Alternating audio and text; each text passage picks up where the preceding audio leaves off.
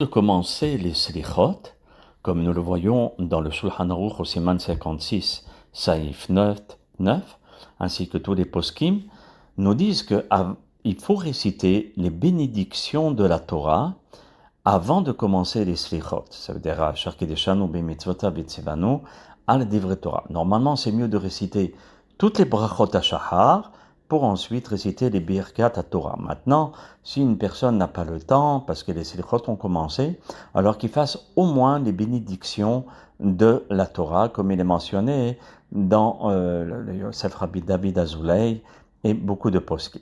D'autres décisionnaires rapportent que lorsque nous prononçons les supplications et les prières, non dans un but d'étude, alors ces poskim-là disent qu'on n'a pas l'obligation de réciter les bénédictions de la Torah et on pourra s'appuyer sur ces décisionnaires en cas de force majeure ou bien en cas d'oubli. Si par exemple une personne a complètement oublié, les slichot ne sont pas pour rien. Vous voyez, il a récité les slichot, il n'y a pas de souci, et il a sur des poskim sur qui il peut s'appuyer si malheureusement il n'a pas récité les brachot ha-shahar ainsi que la birkat Torah.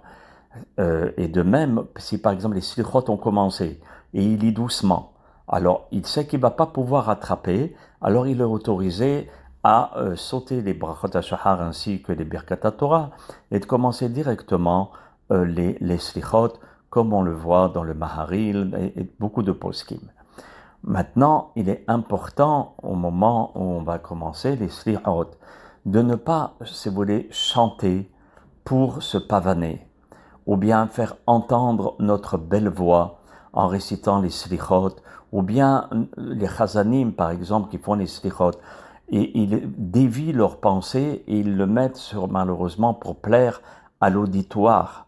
Vous voyez, comme il est mentionné dans le Chazon Ovadia, dans la section de Yamim Noraim, à la page 20 et 25, là-bas, on voit très bien qu'il est très très important de s'adresser à Kadosh Baruch Hu.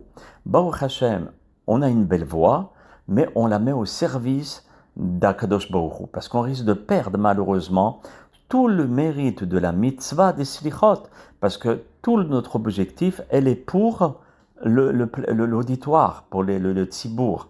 Et même si le tzibour est important, mais c'est pas pour eux qu'on récite les slichot.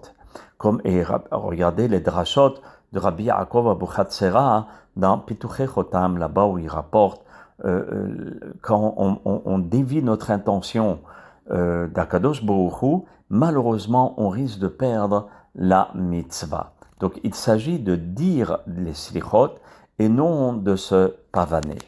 Et aussi d'aller doucement au moment où on récite les slichot. C'est pas un TGV ou bien c'est slichot à vitesse, non.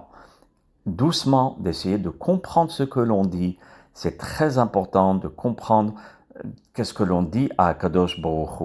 Et non pas seulement des textes que nous avalons, et l'essentiel c'est de vite terminer. Chaz vechalela, c'est dommage de passer, de se lever de bonne heure et de prendre du temps pour réciter les slichot, et puis à la sortie, on ne sait même pas est-ce que c'est considéré comme slichot, ou bien...